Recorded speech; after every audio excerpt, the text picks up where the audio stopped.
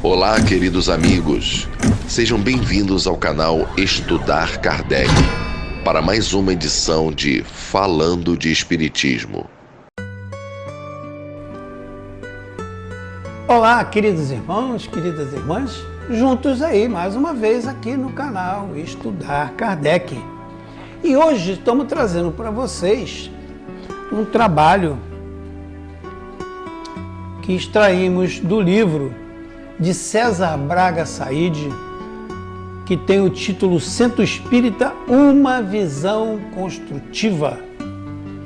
E iremos hoje falar sobre o capítulo 6 desse livro, que tem o título Quem são os Espíritas? Também é um trabalho que faremos em duas etapas, ok? Em sequência. E vamos ao iniciar o livro, aqui uma máxima de Kardec, que começa o capítulo assim: a grande maioria dos espíritos se acha entre pessoas esclarecidas e não entre as ignorantes. Por toda parte, o espiritismo se propagou de alto a baixo da escala social e, em parte alguma, ele se desenvolveu primeiro nas camadas inferiores. Allan Kardec, Revista Espírita, 1869. E o trabalho do nosso irmão César Saide começa assim: quem são os espíritas? Numa análise psicológica de vários tipos de espíritas e das características marcantes do comportamento de cada um deles, Allan Kardec nos apresenta em O Livro dos Médiuns 5 categorias, que ele descreve como sendo as seguintes: primeira, espíritas sem o saber. Segunda, espíritas experimentadores. Terceira, espíritas imperfeitos. Quarta, espíritas cristãos ou verdadeiros. E quinta, espíritas exaltados. Esse foi tirado do Livro dos Médiuns, lá no capítulo Método. E começa ele a sua dissertação sobre cada um desses itens. Espíritas sem o saber são aqueles que, sem jamais terem ouvido falar da doutrina espírita, possuem o sentimento inato dos seus grandes princípios. E esse sentimento se refere em algumas passagens de seus escritos e de seus discursos, a ponto de suporem os que ouvem que eles são completamente iniciados. Espíritas experimentadores são os que creem pura e simplesmente nas manifestações. Para eles, o espiritismo é apenas uma ciência de observação. Espíritas imperfeitos veem mais do que os fatos, compreendem-lhes a parte filosófica, admiram a moral daí decorrente, mas não a praticam. Insignificante ou nula é a influência que lhes exerce os seus caracteres.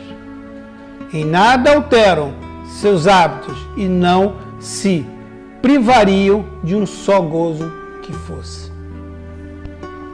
Espíritas cristãos são os que não se contentam em admirar apenas a moral espírita, mas a praticam e aceitam todas as suas consequências. A caridade é sempre a sua regra de conduta. Espíritas exaltados são os menos aptos para convencer quem quer que seja, porque todos, com razão, desconfiam dos julgamentos dele. Graças à sua boa-fé, são iludidos, assim por espíritos mistificadores, como por homens que procuram explorar a sua credulidade. Continua ele. Allan Kardec se refere ainda a outra categoria, tais como espíritos de contrabando, que ele cita lá em Obras Póstumas, ao final da primeira parte do capítulo intitulado Os Desertores. Essa categoria é muito comum dos primórdios lá do movimento espírita. Segundo as palavras do codificador, era formado por aqueles que se imiscuíam-se nos grupos espíritas a fim de espalhar o veneno da calúnia. Grupinhos, né?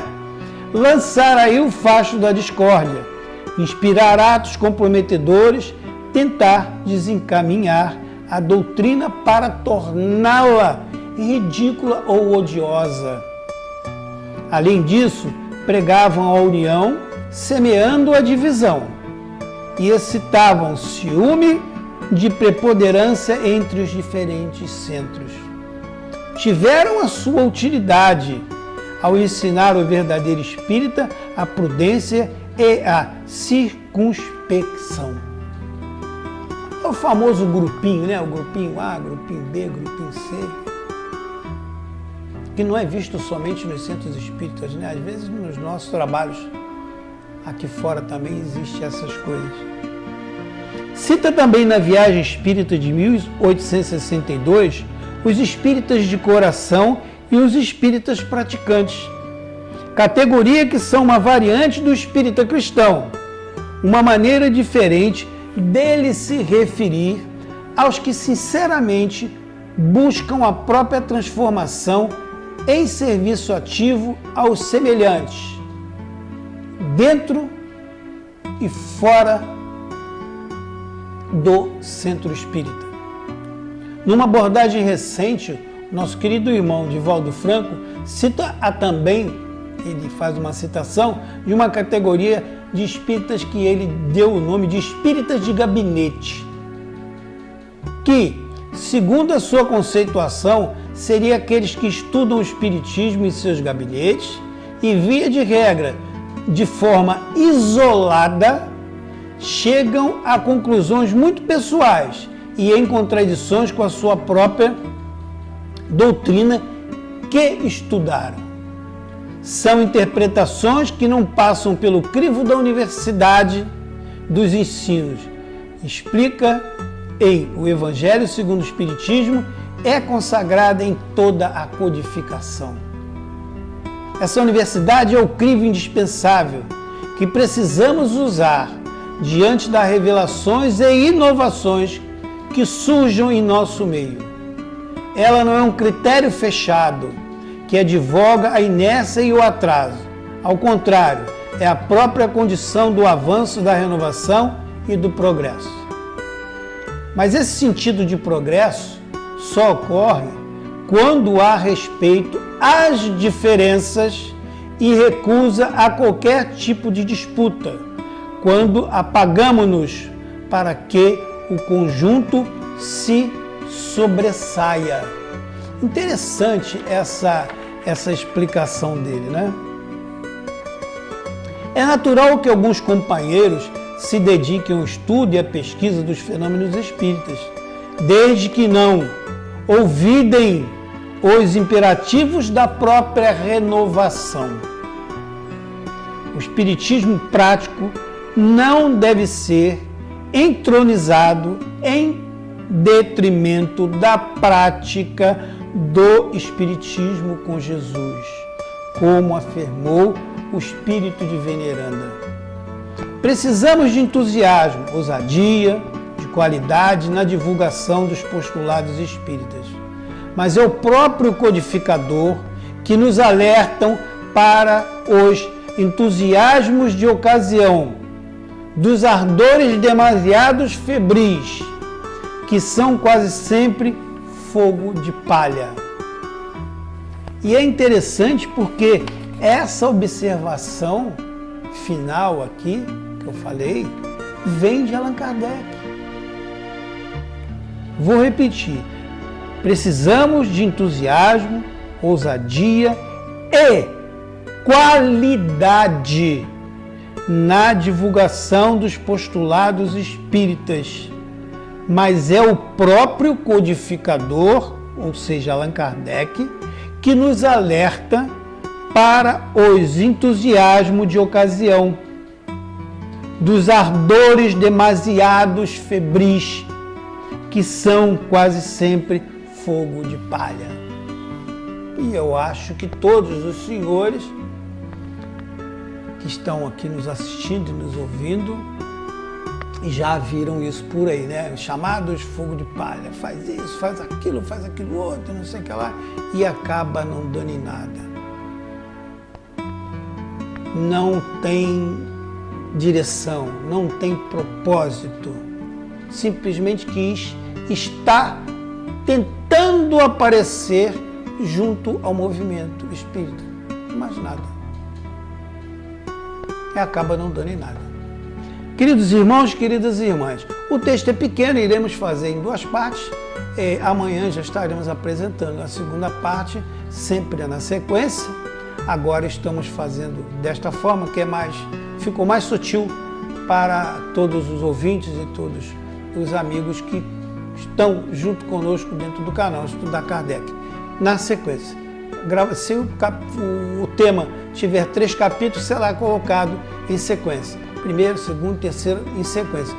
No primeiro dia um, no segundo dia outro, no terceiro dia outro. Não vamos dar espaço mais entre o primeiro capítulo e o segundo, espaço de 1 semana, 2 dias, não.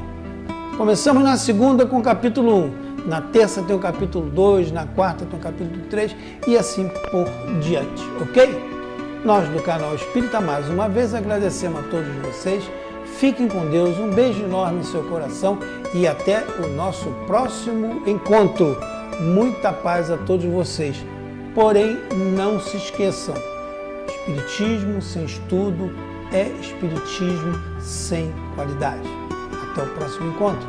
Tchau, tchau.